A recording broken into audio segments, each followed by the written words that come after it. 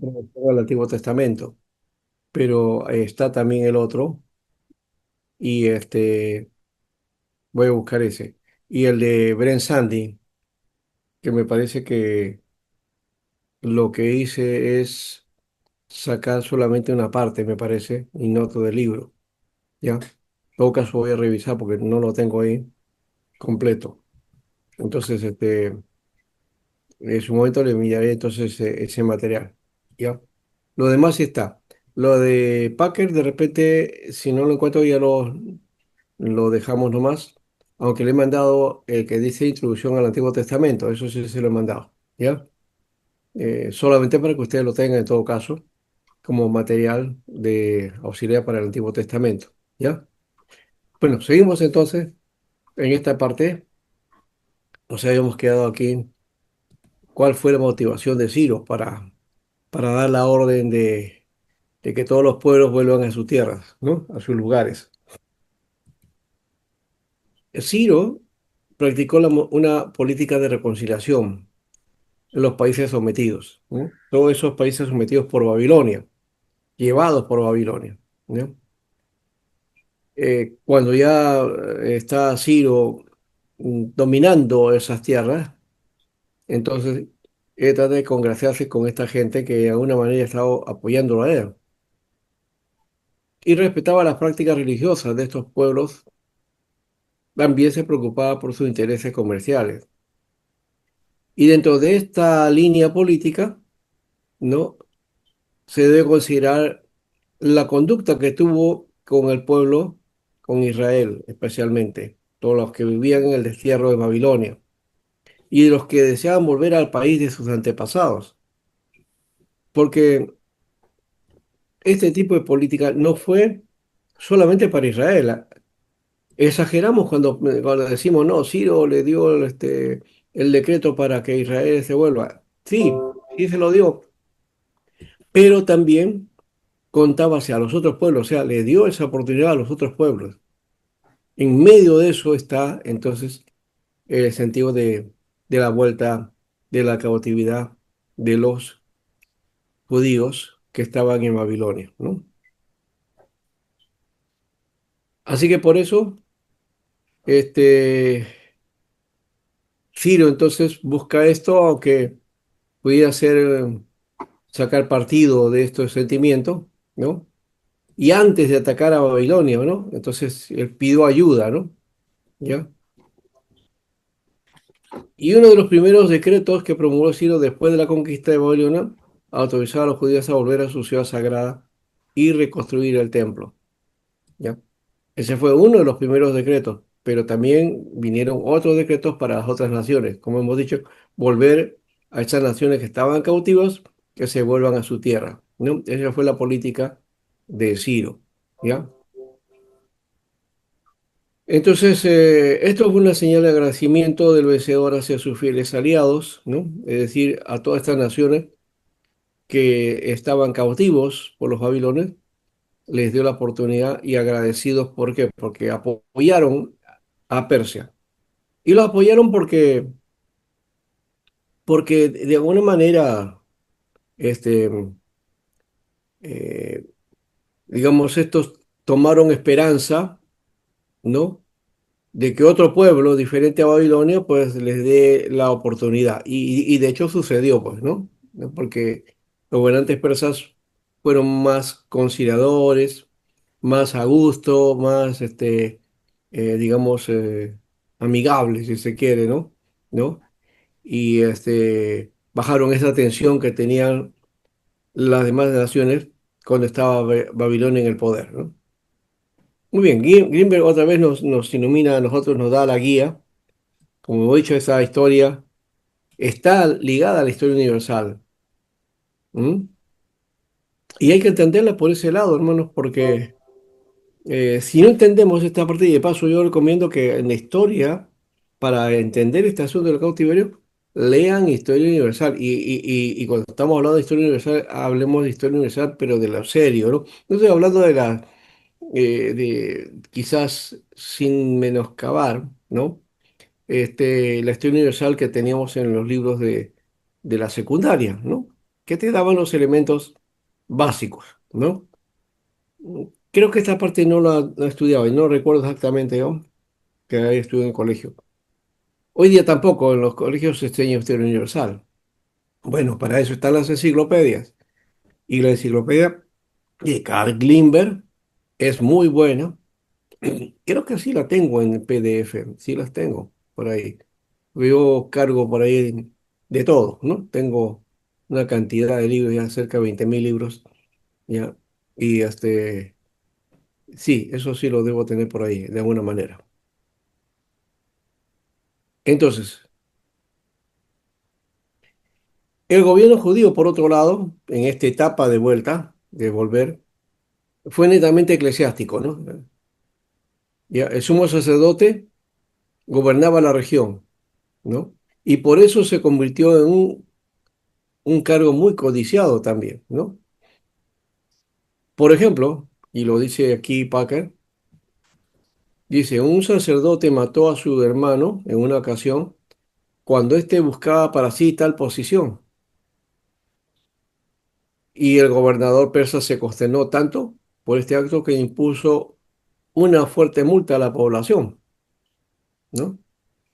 Bueno, fue una reacción hacia esto que había hecho este sumo sacerdote, ¿no? De matar a su hermano.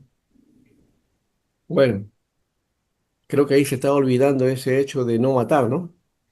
¿No? Que está en la ley, que está en la Torá. Y estaba transgrediendo este sumo sacerdote. Bueno, es que fue la actitud, pues, por el poder. Y de hecho que este sumo sacerdote, pues, de sumo sacerdote no tenía nada, ¿no? ¿No? Era gente que se había puesto en esos lugares o los había comprado o había, de alguna manera, ingresaron a esto y no querían ser despojados de ese puesto, ¿no? Bueno, así entonces viene la reconstrucción del templo, que vamos a ver nosotros después. Ya la próxima semana veremos todo ese aspecto también, ¿ya? Y cómo fue esta historia, tratar de ver a Nehemías, tratar de ver a Ageo también, que son más o menos los referentes en la Biblia con respecto a esta historia, ¿no? El periodo griego entonces 335 a 323. Miren que eso que le estoy diciendo de Ageo y también de Nehemías y Esdras, que está circunscrito al cuarto siglo más o menos, pero que es 400 al 300. Y claro, hay una idea de planear, dice ya, a partir del 400 ya se silencia. Entonces se incluyen los demás libros, pero no, esta historia es continua, no es que hay silencio, una historia continua que pasa hacia el año, al siglo cuarto, que es el 300, ¿no? 390, 380, por ahí, ¿no? Bueno, estamos en el 335, 323 y ya la historia es otra. Persia había sido derrotada por los griegos, especialmente por Alejandro, ¿no? En el año 334, Alejandro cruzó el Helesponto, estrecho de Dardanelos, entre Grecia y Turquía, dirigiéndose a Persia con un ejército de 35.000 hombres para libertar a los griegos de la dominación de Darío. Aunque sus esfuerzos fueron insignificantes, la inteligencia de Alejandro doblegó a este poderoso imperio y Alejandro llegó a ser emperador, gobernante en Persia, ¿no?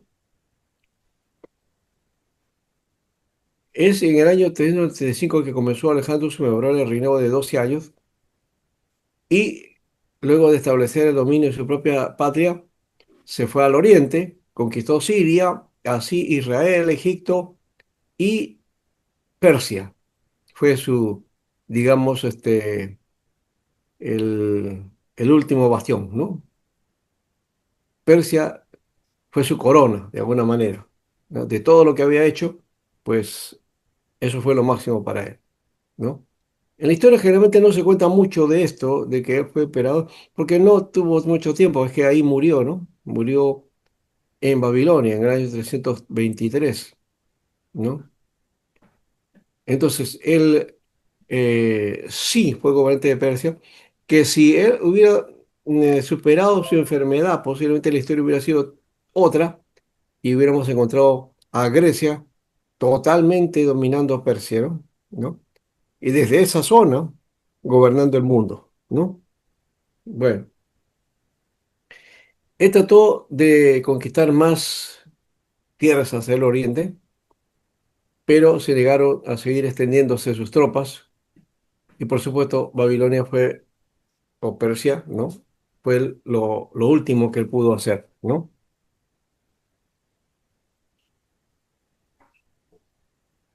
Otra más de Paque nos dice, bueno, Israel quedó inundada, incluida la provincia de Coele, Siria, cuyo gobernador Andrómaco vivía en Samaria, ¿no? Entonces pasó a intendencia de Siria porque había influencia de los griegos, ¿no? Y hay una historia que vamos a saber, vamos a conocer después, las luchas de los egipcios que van a querer dominar ese sector y realmente lo dominan en un momento, ¿no? Y derrotan a estos sirios, ¿no? Pero después vuelven los sirios por el lado de Antíoco y otra vez toman dominio esto y los egipcios tienen que salir, ¿no? Y así. Es decir, este territorio siempre ha estado ambicionado por otros pueblos y otros imperios. Siempre estuvieron ahí metidos, hasta Alejandro estuvo metido, ¿eh? El gran Alejandro que llegó a Israel. Entonces, este, y este territorio no es solamente lo ocupó Israel, ya, claro, pero el dominio de ese territorio ha pasado de manos en manos, ¿no? De mano en mano, hasta que Israel luego pierde ese territorio y ya modernamente estuvieron los otomanos por ahí hasta que son derrotados y bueno, también las Naciones Unidas declara a Israel nación y les da el territorio ¿no? El territorio que ellos habían perdido. Bueno, eh, por otro lado, los samaritanos tuvieron celos por los privilegios que Alejandro les concedió a los judíos, ¿no? Y quemaron al gobernador en su propia casa, ¿no? En represalia, ¿no? Este, y Alejandro expulsó a la población de Samaria y estableció macedonios en la ciudad, ¿no? Recuerden que Alejandro era de Macedonia. Ellos reconstituyeron la antigua ciudad semita y la convirtieron en un puesto de avanzada de la civilización griega, ¿no? Entonces ahí construyeron pues una ciudad griega, costumbres, hábitos y lugares, ¿no? Teatro, edificios, ¿no? De corte griego. Seguro también estaba el drama, que era una cosa muy interesante, el teatro griego, ¿no? De paso, el teatro moderno tiene su base en el teatro griego, ¿no? Luego viene el periodo egipcio, los Ptolomeos, ¿ya? Y a la muerte de Alejandro. Entonces, ¿qué sucede? No hay, ya esta historia lo hemos dicho también de alguna manera, no hay quien le suceda a Alejandro, ¿no? ¿No? Alejandro no tenía hijos, no tuvo oportunidad para eso, ¿no? Y muere pues sin que le suceda nada y no hay herederos al trono, ¿no? Y si los hubiera habido, pues era muy pequeño, seguramente sus hijos, si él se hubiera casado, no hubiera podido sus hijos gobernar, o quizás por medio de un regente. Bueno, el hecho es que al morir él, los 10 generales principales que él tenía comenzaron a tener luchas, ¿no?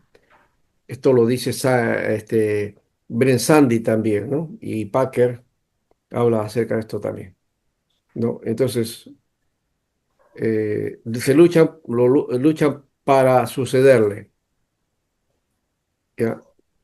Y en ese breve periodo de tiempo asesinaron a todos sus parientes cercanos también, ¿no? De Alejandro. Y cuatro de sus generales se dividen en el imperio. Esta historia de los cuatro generales en realidad es básicamente una tradición. En realidad eran muchos más. O sea, creo que se dividió en cinco o en seis el imperio griego, ¿no?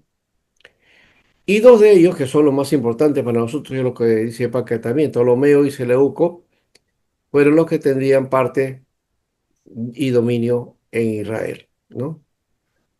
Seleuco es primero sus descendientes, ¿no? Antíoco Epífanes. Y el caso de Ptolomeo con Ptolomeo Filadelfo, ¿no? Que es el que va a congraciarse con los judíos en Grecia, ¿no? Perdón, en Egipto, ¿no? En Alejandría, básicamente.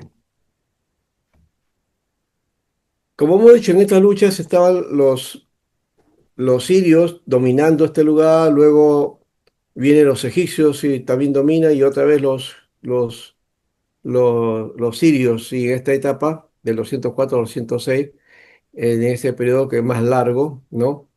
Este, encontramos entonces esa influencia, ¿ya? Los hechos que se dieron se desarrollaron en el intento de los romanos por vencer a los sirios, ¿ya? Por pedido de los egipcios, ¿no? Que ahí intervienen también, ¿no? Uno de los sucesores de Antíoco el Grande fue Antíoco Epífanes, que causó graves devastaciones en Israel. Este Antíoco Epífanes es clave, porque es el que va a arrasar con Israel y va a tratar de eliminar la religión hebrea e imponer la religión griega, ¿no?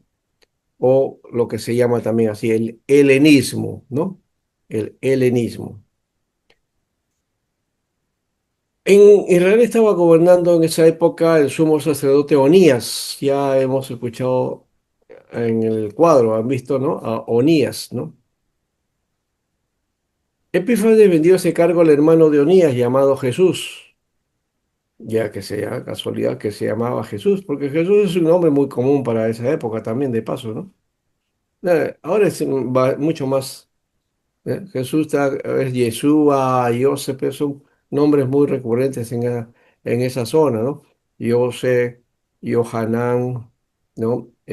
Simón, ah, bueno, son nombres típicamente del lugar, ¿no? O eran de esa época, de ese lugar, por esa época. Y entonces Jesús, por 360 piezas de plata, se cambió el nombre de Jasón. Entonces ya nadie lo va a recordar como Jesús, sino como Jasón. Y este Jasón va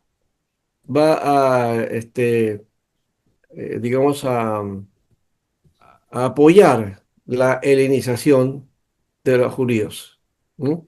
Él va a estar en el proceso también, va a tratar de apoyar todo este esfuerzo de los sirios helenistas, ¿ya? Otro hermano de Jasón compró el sumo sacerdocio. Costaba bien caro, ¿ah?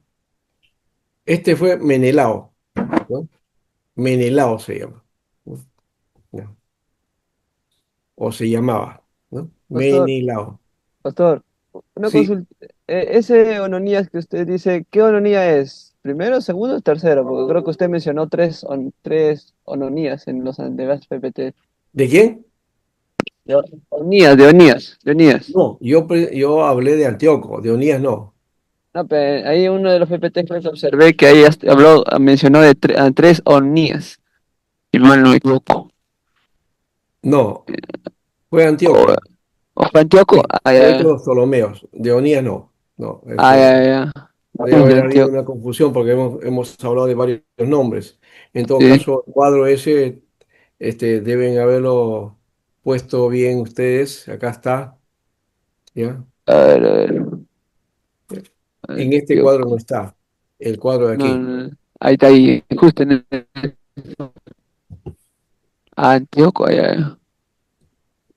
Es Sí, sí, Antíoco, Antíoco era acá hasta abajo. claro, no Sí, es ahí, ok, Onías. pastor, gracias. Y Onías Ahí, está acá. Ananías 3 es nombrado Ya, sumo ahí sacerdote. está. Onías tres. Habían Ya. que uno, dos o tres. O este es el Es posible, tercero. pero este es el nombre que tiene acá, ¿no? Ya. Ah, ya. Pero Ya no pues. era un gobernante, pues, no era esa idea, ¿no? Ya, Ya. ya, Ok. bueno. Pero estamos en la línea, desarrollando esa parte que ustedes han visto ahí, ¿no?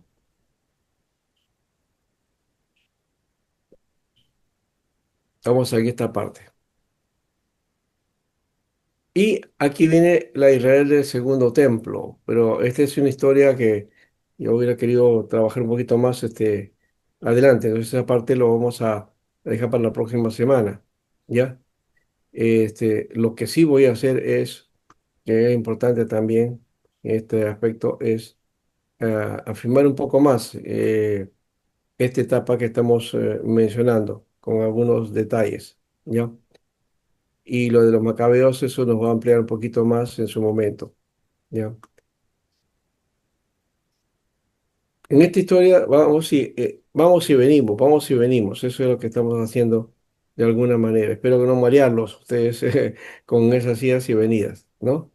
Pero ahorita estábamos viendo la observancia de las etapas primero que hicimos, ¿no? De los imperios que estuvieron ahí. Después los imperios que han tenido influencia en Israel. Esa es la historia que hemos planteado aquí. Ya. Después viene de toda esta historia ya trabajando el asunto de la Israel que va preparándose, ¿no? Entonces ahí vemos el caso de Nehemías, ¿no? Cuando también Esdras, que son los impulsores, y también Zorobabel y Josué y toda la historia que aparece en este libro de Nehemías y también el libro de Ageo, que plantea el asunto también de la construcción del templo. Pero en medio de eso, entonces ya va creándose las instituciones y todo eso, eso queremos hablarlo con más detalle la próxima semana, ¿ya?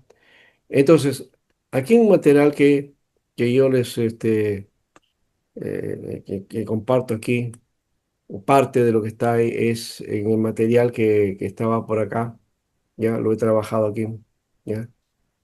Y acá está el periodo de los macabeos, ¿no? Que esto vamos a ver más adelante, ya, de toda esta historia que estamos acá esta vez, todo lo que tiene que ver con los Herodes, eso también vamos a mirar en su momento, ya. Esta es la parte histórica. Aquí está entonces la cronología que ustedes habían estado viendo, de ese puesto en el cuadro, ¿ya? Y también los personajes, y también ahí está, metido aquí, ¿ya? Esto es lo que es importante en cuanto a ver, y lo voy a también graficar en su momento, el mundo judío, ¿no? Em, Dentro de toda esta situación que mencionamos, recuerden que había habido una dispersión, ¿no? ¿Ya? Y se había producido un pueblo judío internacional, o sea, varios judíos que habían nacido en otras partes, por ejemplo, en Babilonia, y ahí está por el caso de el famoso y gran rabino, ¿no? Llamado Hillel. Hillel nunca conoció la tierra, creo que no conoció la tierra, y vivió en Babilonia y nació en Babilonia. Por eso se le conoce como Hillel el babilonio. Y curiosamente, él es el que forja o desarrolla una de las tradiciones del Talmud. El Talmud, que es el libro sagrado para los judíos, que más o menos se termina de desarrollar o termina todo su proceso en el segundo siglo después de Cristo, ¿ya? 150 o 200 por ahí llega. Eh, y se forja en base a dos tradiciones, a dos tendencias. La tendencia talmúdica o el Talmud de Jerusalén, me gusta llamarle más de Jerusalén, aunque lo van a encontrar en los libros como Talmud palestinense, y el otro Talmud que es el Talmud babilónico, digamos. No porque haya sido de Babilonia, sino que es por Gilel, que nació en Babilonia, ¿no? Entonces, en esa es simplemente material judío, material que corresponde a Israel, ¿ya? Pero le llaman Talmud babilónico, ¿no? Por su origen. Y justamente ese Talmud es el que tiene, ese Talmud, perdón, es el que está en vigencia. Bueno, los dos están ahí, pero el más fuerte, el que se ha generalizado en Israel dentro del judaísmo, es el Talmud babilónico, ¿ya? Entonces, esa es una información interesante del detalle sobre este texto que es también sagrado para el judío, ¿no? No que es inspirado, porque el concepto de inspiración no, tal como lo aplicamos los evangélicos, no existe dentro del mundo judío, ¿ya? Y de hecho también el concepto de inspiración que nosotros es una forma particular, la Iglesia Católica tiene otra concepción y creo que también los ortodoxos. Bien, entonces había un pueblo judío internacional, habían salido de la diáspora, o sea, también se le llama diáspora eso a los judíos que habían nacido en otros lugares, ¿ya? Entonces se les dividía en la dispersión oriental y la dispersión occidental. Los de la dispersión occidental eran los helenos, o sea, los que estaban en alguna tierra griega, ¿no? O de una cultura o un lugar de cultura griega. Entonces, Babilonia es el oriente y en occidente la cultura griega. Babilonia, así como Siria, hasta Antioquía en dirección norte, se consideraba que formaba parte de la tierra de Israel. Es lo que se conocía así, o sea, no solamente el territorio pequeño que vemos como tierra de Israel, sino toda la zona hasta Babilonia. Todos los países eran considerados como fuera de la tierra, como se llamaba a Palestina, con la excepción de Babilonia, ¿ya? Que era considerada parte de ella, no se decía Israel y la tierra, Judea, todo eso era parte de Babilonia, ¿no? Por el dominio que habían ejercido. Y se lo conocía también, bueno, eso de que se le llamaba a Palestina no es cierto tampoco porque esto es solamente para cuestión de escritos y en el libro de Edersheim habla de ese aspecto. Y bueno, siendo Edersheim judío, no sé, me parece bastante raro que use la palabra Palestina, porque judío eso es un horror. Es un error y un horror llamar Palestina a esos territorios, ¿no? Nunca se llamaron Palestina de paso, ¿no? Y tampoco cuando estamos hablando, si usamos esa nomenclatura, tierra palestina, no se está refiriendo al pueblo palestino, ¿no? Que es posterior, o sea, es en el proceso de, digamos, asentamiento, ¿no? De estos pueblos árabes que tomaron el nombre de Palestina después, ¿no? Entonces, esa es otra historia, ¿no? Quizás puede ser con la inspiración de esto, ¿no? Que de los antiguos filisteos que vivían en esa zona, ¿no? Porque Palestina viene de Filistea, Filistea, Pilistea, Palestina, Palestina, ¿no? Entonces hay que tener mucho cuidado con ese aspecto. Entonces, también algunos se comen la historia de que estos palestinos son los antiguos filisteos y no tienen nada que ver, nada tiene que ver, son árabes, árabes, ¿ya? ¿Qué más? Siria y Mesopotamia, hacia el este hasta las orillas del Tigre, se consideraba que había sido parte del territorio que había conquistado el rey David. Y esto las hacía de modo ideal y para siempre la tierra de Israel.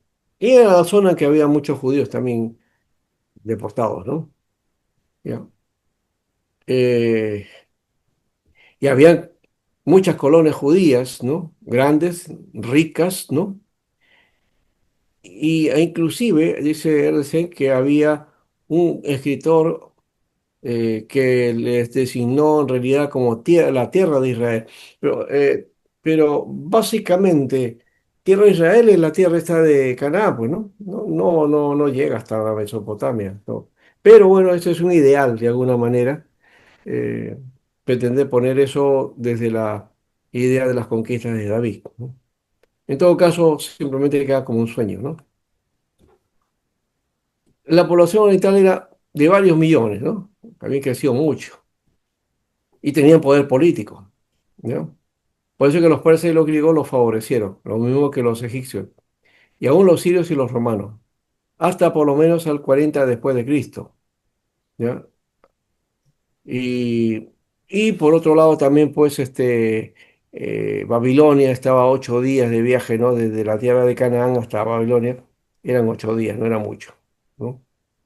Diríamos que hoy, en avión, pues llegamos en un par de horas máximo, ¿no? No es mucho. Bueno, que no es una zona tampoco tan fácil. Ahí está Irán, Irak, ¿no? Básicamente. Y que ahorita están en conflicto. ¿Y qué pasó con la febre A que estaba en el oriente? ¿No? Primero que el lenguaje que se hablaba en la tierra de Israel no era el hebreo. No fue el hebreo, fue el arameo, ¿no? Y había otros dialectos. Entonces, pretender decir que el hebreo es idioma nacional de Israel, ese es falso también, ¿ya?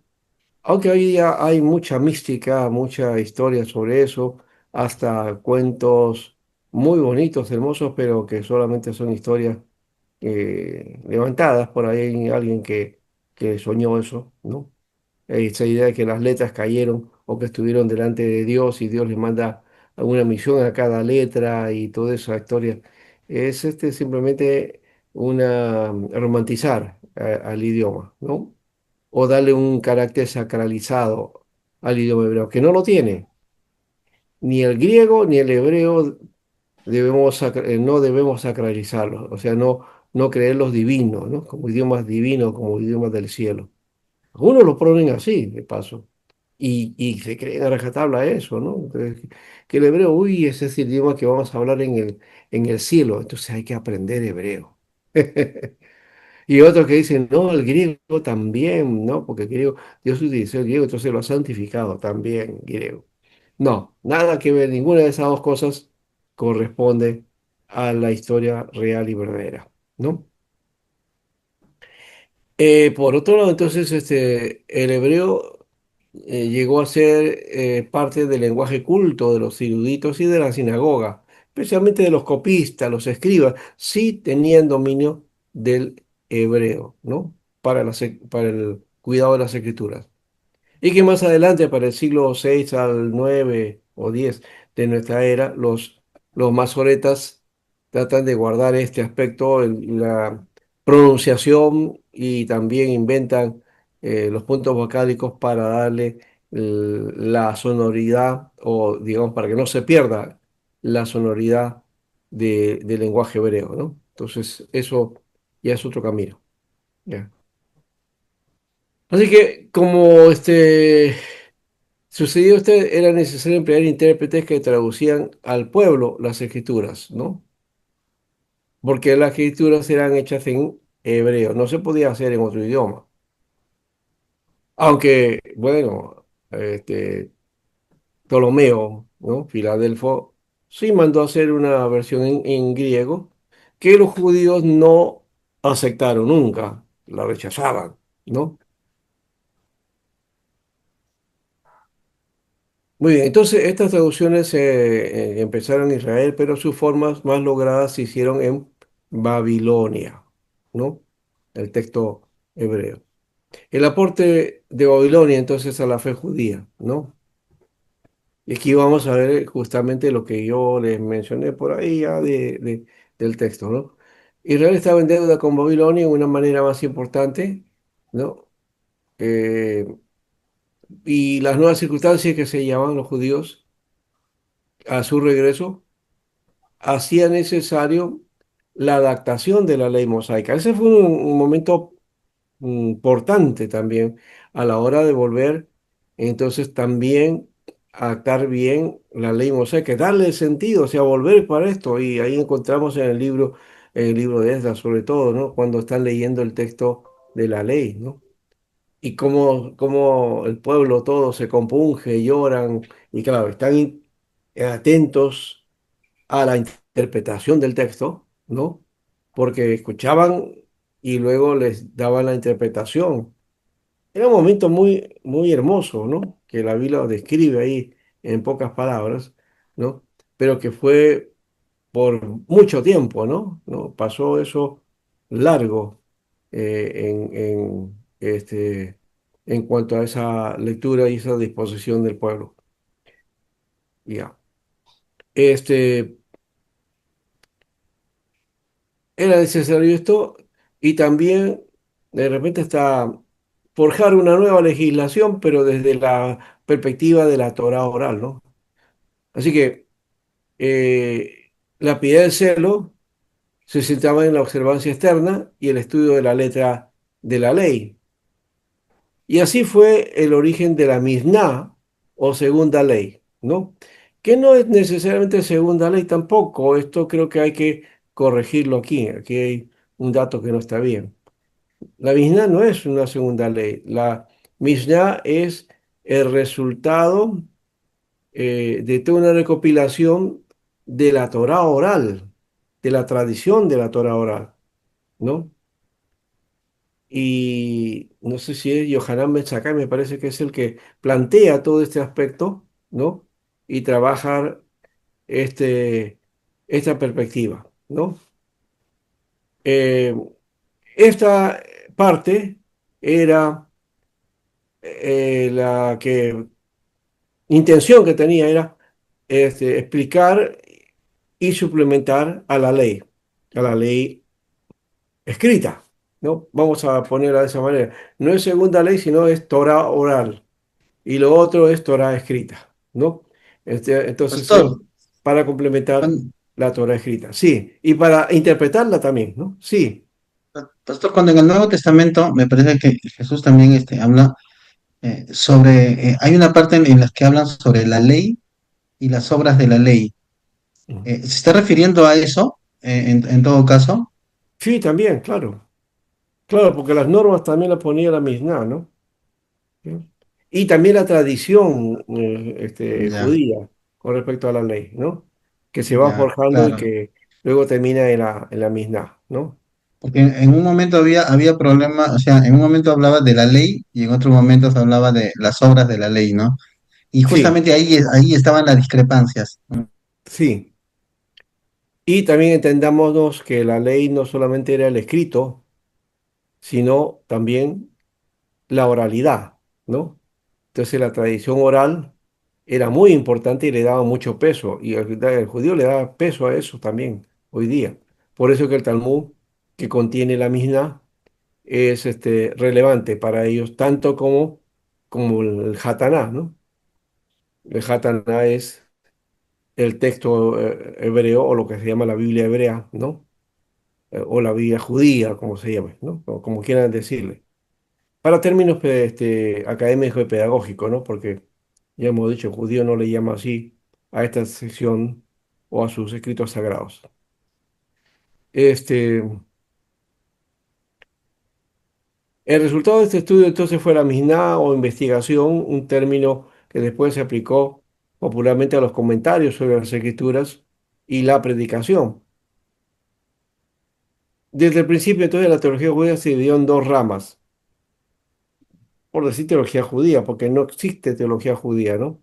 O la enseñanza judía sería mejor. Se dividió en dos ramas, la Halaká y la Hagadá, que vienen a ser también las tradiciones que van escribiéndose. La primera de Halaká es ir, era ahí la regla de la vida espiritual, y cuando quedó establecida tuvo una autoridad aún mayor que las escrituras del Antiguo Testamento, ¿no? Halaká. Y también claro, explicaba y aplicaba, ¿no? Hay algunas cosas que en el Antiguo Testamento no están explicadas, y entonces de Jalacá lo dice, la Misná también.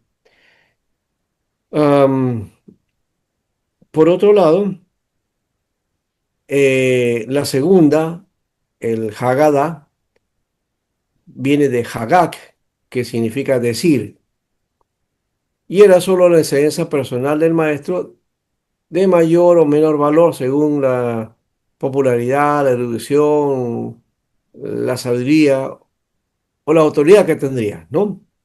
¿Ya? Bueno, y ahí queda ese aspecto. Ahora, al revés de la Haggadah no tenía autoridad absoluta, la Halakha sí. Ya hemos dicho que tenía inclusive hasta la par, pero en cambio su influencia popular era mayor. O sea, popularmente la Haggadah tenía mucho mayor peso, ¿no? Pero académicamente Halakha no. Así que, no, el Haggadah no, sino que el Halakha tiene ese aspecto que tiene que ver con los eruditos, ¿no? Ahí estaba toda la enseñanza doctrinal de la sinagoga, ¿no? Y tanto del Hadá como del Halakha, ¿ya? Ahora, por ese motivo, todo el territorio, la gente que había estado en Babilonia tenía una deuda con los babilonios, porque el padre de estos estudios, de la Halakha, que ya hemos dicho era Gilel, conocido como el babilonio, ¿ya? Y entre los hagadistas estaba uno que se conocía como Eleazar el Domo, ¿no? Eleazar el Domo, acá es D, acá faltó la D, ¿ya? Que estuvo en el primer siglo de nuestra era, ¿no? Todo eso lo dice Edersheim, ¿no? En su libro con respecto al judaísmo.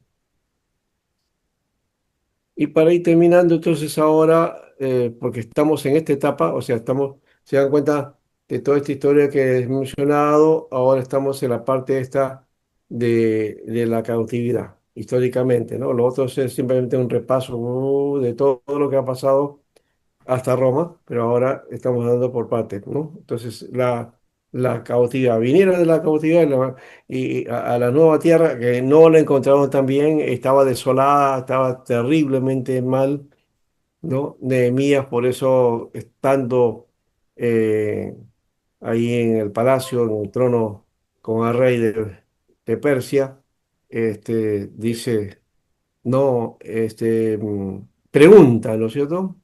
Pregunta y manda a otros para que investiguen cómo estaba Jerusalén, ¿no? Esa era su preocupación, ¿no? Y lo logra de alguna manera y convence al rey también para que esté en el proyecto, ¿no? El proyecto que corresponde para él, ¿no?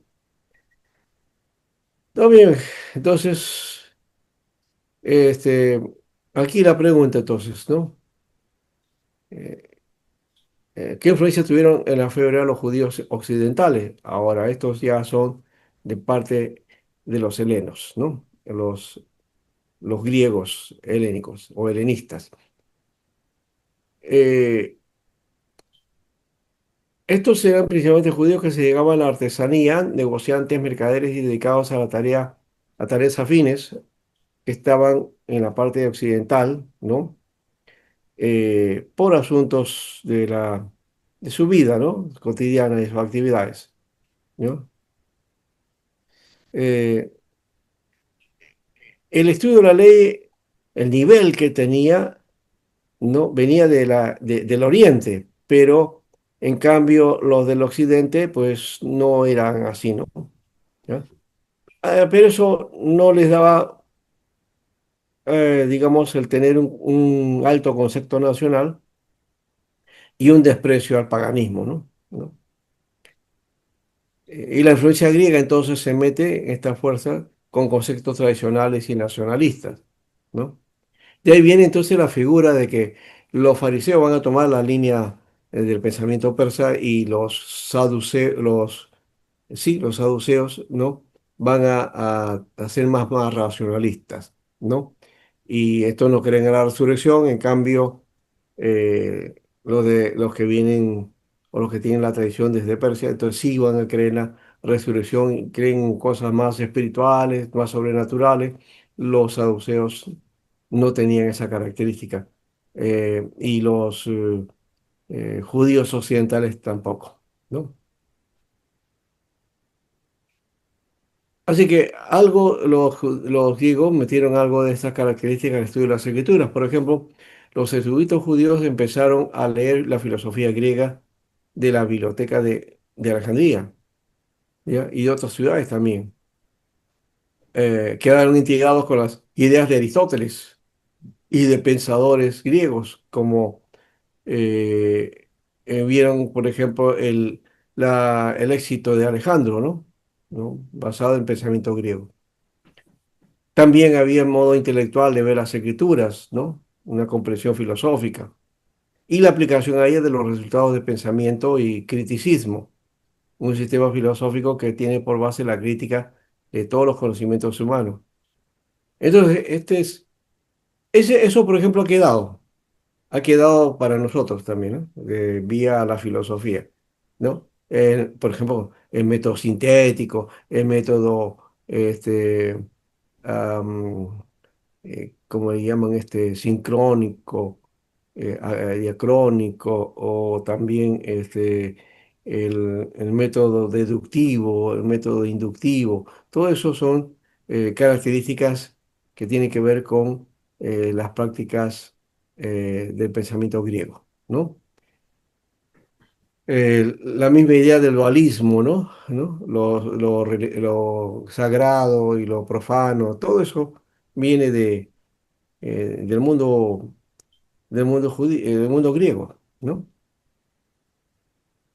Y esto era lo que particularmente los helenistas practicaban, y se aplicaba este método cuanto más profundo se exploraba, más solo se sentía uno, más lejos de la muchedumbre, pero mayor sería la luz del criticismo que saldría. Lo que era judío, palestino o individual, concreto en las escrituras, era solo lo externo, ¿no? Había profundidad por debajo, sí, y si se eliminaba de las historias su nacionalismo, y si se idealizaba al individuo que había en las personas presentadas, se llegaba a ideas y realidades abstractas, cosa que no tenía el judío no era más concreto en ese aspecto, ¿ya? Y este simbolismo profundo eh, de ideas persistentes, ¿no? Eh, eran de corte platónico, ¿no? Entonces un poco también se metió eso, que de paso la iglesia asumió, ¿no? El platonismo, vía el neoplatonismo, la iglesia va a asumir el pensamiento, ¿no? De los conceptos filosóficos griegos y va a tratar y va a explicar también la teología, la doctrina en base a esos principios, ¿no? Y de paso así se construyó la doctrina cristiana, de paso, ¿no? ¿No? Había que ver cuánto de pensamiento helénico tiene también, o de filosofía griega, lo que nosotros creemos, ¿no? ¿Eh? Eh, bueno, tampoco lo vamos a rechazar, ya está hecho así. Lo que más importa es cómo nos instruimos en la palabra, ¿no? Cómo vemos la palabra y cómo aplicamos esa palabra más allá del aspecto de la doctrina. Muy bien, creo que hasta ahí tenemos ahora. No sé si hay alguna idea. eh, este, Esto de los manuscritos griegos, aquí viene la Septuaginta, esto lo vamos a estudiar después, ¿no? Pero por lo menos ya tenemos una idea de este panorama, ¿no? Y sobre todo el aspecto religioso, ¿no? Y ya se han dado cuenta que no es una cosa que el judío siempre pensó igual, ¿no? Y siempre estuvo con instituciones igual, no, no, no.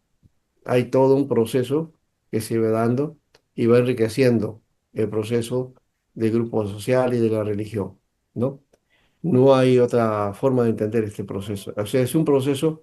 Entonces, si tú lees, por ejemplo, la época de David, es una cosa. Si tú lees la de Nehemías o las crónicas, al final también es otra historia. Entonces, no, no podemos nosotros darle la misma o sacar conclusiones de un texto fuera de ese contexto, de esa historia que es muy rica, que hace entender mejor el texto, ¿no? Muy bien. Hasta ahí terminamos. ¿Alguna pregunta? No, Muy, muy interesante este tema, pastora. A mí particularmente me agrada esta parte, la parte histórica el proceso que sigue, ¿no? Esa es la historia en realidad, ¿no? La historia en realidad es un proceso. Si nosotros queremos entender algo y separar de su fase, fragmentarlo, no lo vamos a comprender. Pero si lo entendemos como un proceso,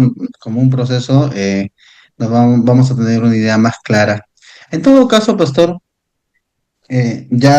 con respecto a lo que es la interpretación de la escritura o de analizar la escritura, aquí, por ejemplo, hemos visto dos cosas, ¿no? Hay dos influencias, una es la influencia griega y otra es la influencia babilónica. Ahora, en realidad el pueblo semita se estableció en toda esa zona de Babilonia, en toda esa zona oriental, ¿no? Eh, Justamente tratando este tema de los judíos mesiánicos y todas esas cosas, todas esas corrientes que vienen, que intentan de alguna manera, dicen ellos, volver a las raíces hebreas, al significado hebreo. ¿Cómo entender en todo caso la escritura, ¿no? Porque lo babilónico nos lleva al misticismo, lleva a una interpretación más mística, se habla de criptoescrituras, se intenta interpretar letra por letra, significado, numerología y una serie de cosas Ujú. que propia de esa cultura. La parte griega es bastante criticada. Por ejemplo, se dice, ¿no?, que la Septuaginta cometió muchos errores en la interpretación de algunas palabras que no deberían de usarse de esa manera. Entonces, esa misma problemática, ¿no? La que tenía Jesús, las escuelas de Shammai, las escuelas de Gilel. Entonces, ¿cómo poder entender? Por ejemplo, yo aquí he estado llevándose hace poco, a los hermanos le he estado dando eh, un poco de interpretación de la escritura, ¿no? Y justamente usando el método inductivo, usted me dice que eso es de alguna manera, una interpretación griega, ¿no? O sea, es un método, ¿no? Digamos así, ¿no? Que de ahí sale todo. En todo caso, ¿cómo interpretar la escritura, pastor, en la actualidad o para no, o sea, no caer ni en el misticismo, ni en la alegorización, o sea, que el pueblo, el pensamiento israelí, ya, volvemos al siglo I, estamos con Jesús, ¿qué tipo de interpretación o cómo interpretaba en todo caso Jesús la escritura? No sé si me hice entender la pregunta. Sí, él se apoyó en su propia cultura, más allá de los valores que pudieran haber de influencia de otras naciones, ¿no? Porque finalmente esto se mimetizó en el pueblo y Israel tuvo sus propias características. ¿No? Las asumió como parte suyo. Entonces eso de tomar que no, eso vino de Persia o esto vino de Grecia como una cosa externa, no, la interpretación fue tratando de construir la nación y desde esa parte también construir su temática religiosa. Y los fariseos ayudaron a eso. Recuerden que los fariseos, no tanto los saduceos, fueron los fariseos los que dieron esa influencia mayor. Y hoy día también tienen ese proceso, ¿ya? Eh, y Jesús usó, pues, parábola, ¿no?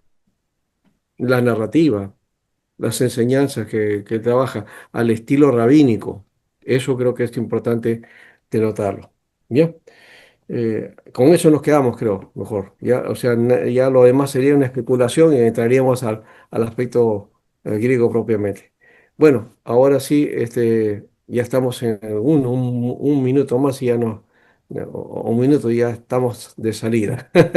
Por ahora también, porque tengo justamente otra reunión Ya, y pastor. tengo que estar a tiempo. Gracias, hermano. Ya, Entonces pastor, ya les bendiciones. mandé los Gracias. Dios lo libros, bendiga. ¿ya? Bendiciones. Y entonces haga la de Lozano, ¿ya? Cuando dice ahí sobre rabbinismo hay que trabajar esa parte, ¿ya? La parte que corresponde en ese libro. Ahora sí, Dios les bendiga. Hasta la próxima semana. El próximo jueves nos estamos viendo, ¿ya? Con otra Gracias, pastor. historia. Dios le bendiga. O con la Bendiga, hermano. continuación de esta historia, que es importante. Bien, bendiciones. Ya, Bendiciones, pastor. ya. Saludos allá a Cusco. Ya vine, ya.